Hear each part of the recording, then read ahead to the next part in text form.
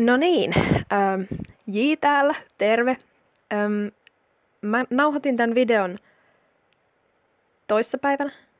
toissapäivänä joo, kun teki mieli näyttää, että miten mä oikeastaan piirrän koneella. Lähden aina ensin luonnostelemaan sitä hevosta, moi, siltä kannalta, että millaisen kuvan mä haluan tehdä. Ohjelma, jota mä käytän, on Adobe Photoshop Elements. Se on maksullinen. Se tuli mun ensimmäisen piirtopöydän mukana asennuslinkkinä. Eli käytännössä ostin sekä piirtopöydän että ohjelman. Ja tässä näkyy nyt, miten mä käytän mallia. Mä siis ensin mietin, millaisen hevosen mä haluan tehdä. Ja sen jälkeen mä yritän etsiä mallikuvia, jotka sopis siihen jotenkin.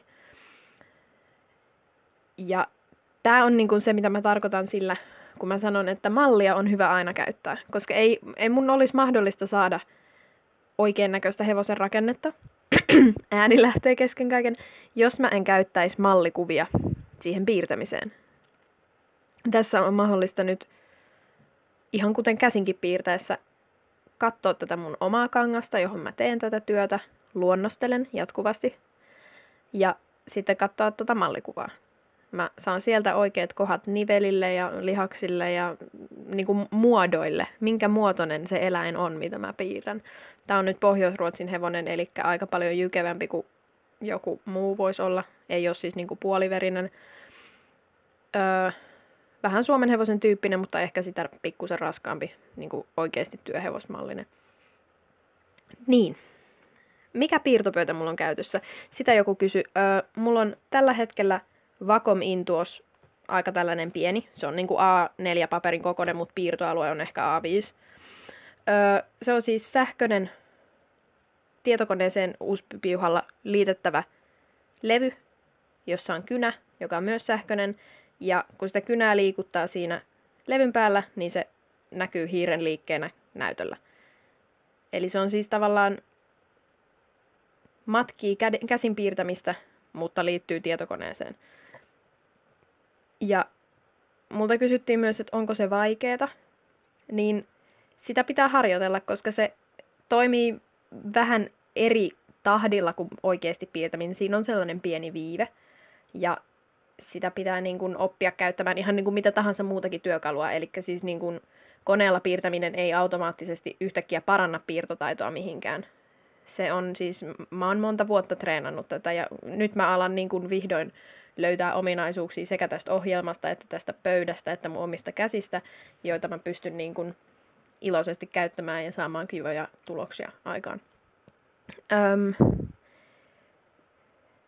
Tässä on mukana paineen tunnistus, eli siis tämä piirtopöytä tuntee sen, että kuinka verran mä painan tuolla kynällä tähän pöytään. Eli paksumpaa viivaa tulee, kun mä painan enemmän, ja ohuempaa viivaa, kun mä painan vähemmän. Se siis toimii vähän niin kuin oikea kynä muka.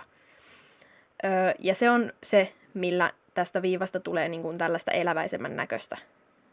Ei nyt luonnosvaiheessa, mä en ehkä tee sillä kauheasti, mä vaan suttaan. Mutta se niin kuin helpottaa sitä piirrosjäljen tekemistä pehmeämmäksi. Siitä ei tule sellaista tökkivää niin kuin hiirellä piirtäessä.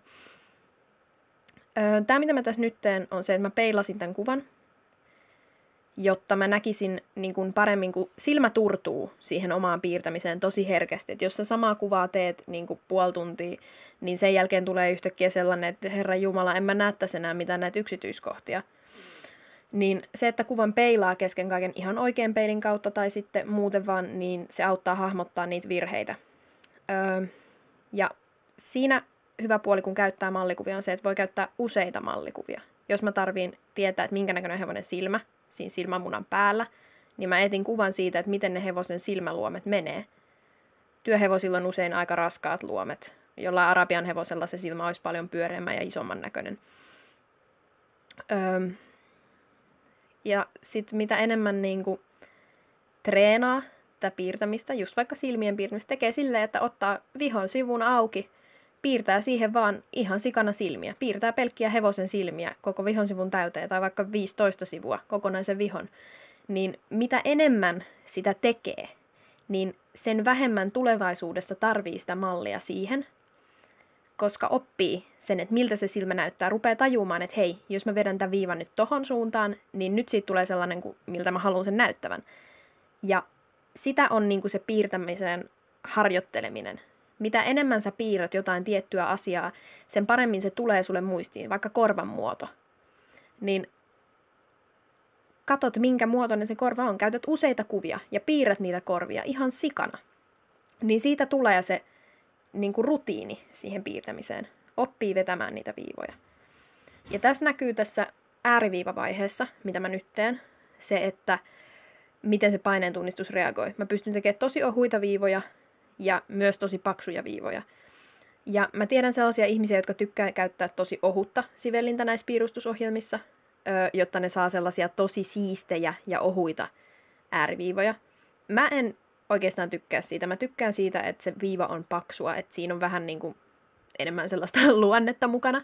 Se kuuluu ehkä vähän siihen mun piirtotyyliin, että siinä on niin kuin kaarta ja niin kuin tavallaan se työn jälki näkyy. Tässä on tämä, miten tietokoneella voi huijata.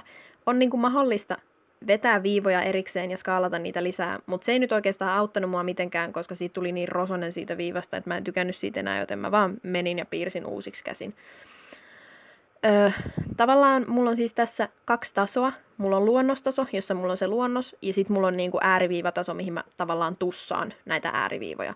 Et samalla tavalla voi ajatella, että jos olisi tehnyt ensin piirtänyt luonnokset käsin, sitten valopöydän kanssa, eli siis niinku lasilevy ja sen alla valo, mistä käyttää sen valon avulla piirtää läpi toiselle paperille sitten sen tussatun version. Et se on semmoinen, mitä ammattilaiset käyttää esimerkiksi sarjakuvapiirtäjät paljon. Jos niillä on luonnokset, niin sitten ne ottaa valopöydän esiin ja piirtää uudelle paperille kokonaan ne niin kuin tussatut ääriviivat. Se on helpompaa, ei tarvi huolehtia, että kumi sotkee tai jotain. Niin se on tavallaan se, mitä tässäkin tapahtuu.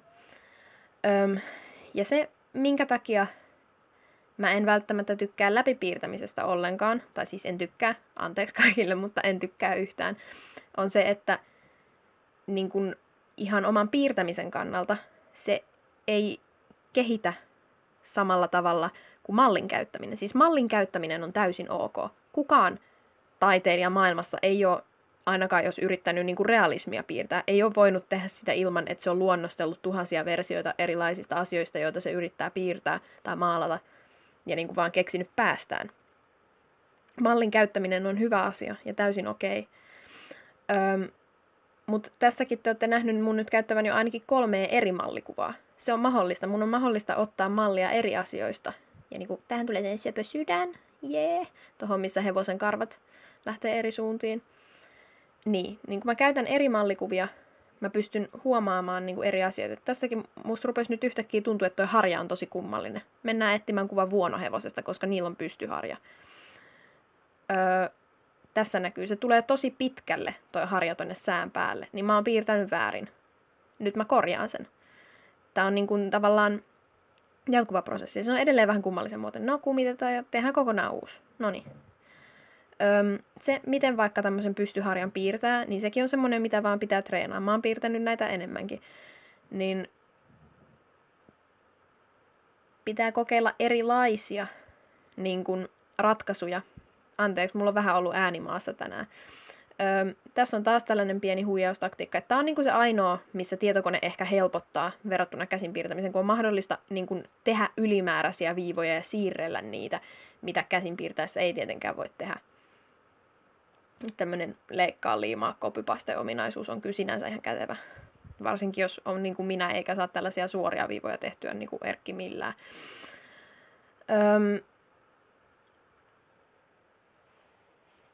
Siihen, niin kuin, että miten piirretään, niin siihenhän ei voi kukaan oppia ilman, että piirtää ja paljon. Piirtäminen on niin kuin, se on ihan jatkuvaa työtä. Mä oon 18-vuotias nyt, jos joku ei tiennyt, ja mä oon piirtänyt hevosia niin kuin päiväkoti-iästä asti. Elikkä mulla on ollut siinä ainakin 16 vuotta treeniä. Se, mitä mä näen ainakin hevosten jaloissa paljon välillä, ja oon itsekin tehnyt paljon aiemmin, kissa tuli huutaa mulle, moi kissa, on se, että noita jalkojen lihaksia liioitellaan. Hevosilla on aika suorat jalat, sekä takajalat että etujalat loppujen lopuksi. Ja toi kinnerkohta, mitä mä nyt piirrän, on sama kohta kuin ihmisen nilkka, vaikka se taipuukin hevosella vähän niin kuin polvi. Mutta ei niin kuin kannata tavallaan liioitella ehkä liikaa niitä jalkojen kaaria, minkä mä oon ehkä huomannut nyt vasta lähiaikoina. Et paremmalla pääsee, kun tekee vähän suorempia jalkoja niin, että se sitten taipuu vaan niistä kohdista, mistä se taipuu. Eli just tuosta kintereestä. Ja tuolta ylhäältä polvesta, mikä on tuolla vatsan tasolla, minkä mä just tuossa piirsinkin vähän aika sitten. Tuossa toi paakku tuolla ylhäällä. Niin, tässä rupeaa nyt näkyy tää, että miltä tää näyttää valmiina. Tämähän ei näytä siis samalta kuin toi mallikuva. Totta kai jos mä yrittäisin tehdä niin kuin muotokuvapiirrosta jostakin hevosesta, niin mä varmaan tekisin silleen, että mä jäljittäisin ensin sen jonkun rakennekuvan pohjalta sen hevosen koko rakenteen ja sitten lähtisin siitä niin kuin sen päälle tekemään ääriviivatyötä ja sitten värittämään. Mutta koska mä teen tavallaan tässä nyt omaa hahmoa, omaa virtuaalihevosta tai mitä tahansa, niin sen ei tarvii edes näyttää täydelliseltä. Ja koska mä piirrän tätä itse omin kätösin, niin se on ihan ok, että siellä on jotain anatomiavirheitä. Koska niitä tulee aina. Ihan riippumatta siitä, kuinka kauan piirtää, niin aina jossain on joku kämmi, jonka itse huomaa. No nyt me voidaan tehdä tähän viereen tällainen kaunis oma hevonen. Otetaan tämä mallikuva suoraan Googlesta, jonkun ihmisen valokuvaama kuva jonkun ihmisen omasta hevosesta. Ja piirretään. Tästä tulee nyt tällainen tosi hieno. Mulla ei ole mitään hajua, mikä toi töyssy tossa oli, mutta se oli siinä, niin piirretään se siihen. Tuolla oli joku ryppy ja tossa on tommonen silmä.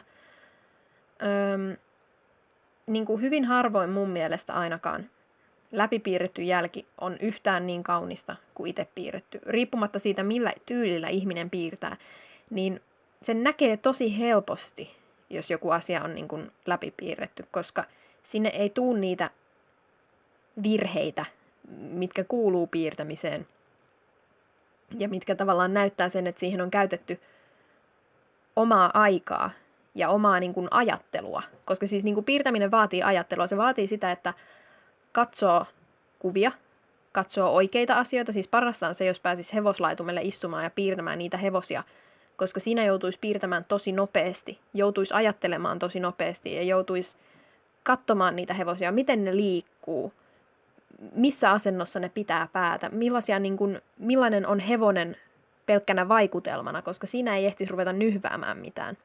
Mutta siis, jos piirtää läpi paperista tai piirtää läpi valokuvasta, joka löytyy netistä, niin siinä ei tee mitään omaa ajatustyötä tavallaan. Mä en tiedä, mitä nämä asiat, mitä mä merkkailen tänne. Mun kissa tuli puskemaan mun kännykkää, kun mä äänitän. Kiitos, kissa. Mä vaan niin kuin vedän näitä viivoja tänne. Mulla ei ole mitään ajatusta siitä, että minne suuntaan nuo jouhet sojottaa tai minne tää hevonen kattoo tai millainen tää hevonen on. Kaikkein parasta on vielä se, jos näkee niin kuin tällaista väritystä, että on vaan blurrattu se kuva sieltä taustalla ja piirretty ääriviivat päälle, koska tää on oikeasti siis tää on valokuvan varastamista. Tää ei ole piirtämistä. Tää on valokuvan varastamista. Totta kai, niin kuin jos me nyt tehdään samalla tekniikalla kuin toi äskeinen, niin väritetään se. Valitaan tää ulkoalue täältä ja sen jälkeen käännetään se valinta. Tällaista voi tehdä koneella, että tekee tällaisen maskin, minkä yli se väri ei mene. Nyt valitaan suoraan tuolta pohjasta nämä sävyt ja sitten väritetään. Ja wow, hei, se rupeaa näyttämään hevoselta. Jee, ja mitä? Kuin nopea tää on? Niin kuin jotain vartissa tulee tällainen tosi nätti hevonen. Ei tarvi yhtään vaivaa käyttää, ei tarvi yhtään aikaa käyttää, ei tarvi treenata tätä piirtämistä ja se näyttää ihan hevoselta. Tuolta vaan noin värit suoraan. Ja niin kuin tää on se, miten koneella ei pidä piirtää. Tää ei ole piirtämistä. Tää ei ole niin kuin tää ei kehitä sua, tässä ei ole mun mielestä mitään hauskaa. Ja Niin siis tää ei kehitä piirtäjää. Mä en opi tässä mitään. Mä vetelen värejä ja viivoja ja teen tällaisen oikeastaan aika tylsän näköisen möllöttävän otuksen. Vois niin tietysti tommoset pikimustat kaviot vielä. Hevosten kaviot on yleensä oikeasti sellaiset rusehtavan harmaat, ellei niitä ole lakattu kisakuntoon. No niin, varjostetaan vielä, niin tulee ihan sellaista omaa jälkeä siihen kyllä. Tossa oli tollanen varjo ja tuolla oli tollanen. Näiden viivojen mukavaa vetää, niin hyvä tulee. Että siis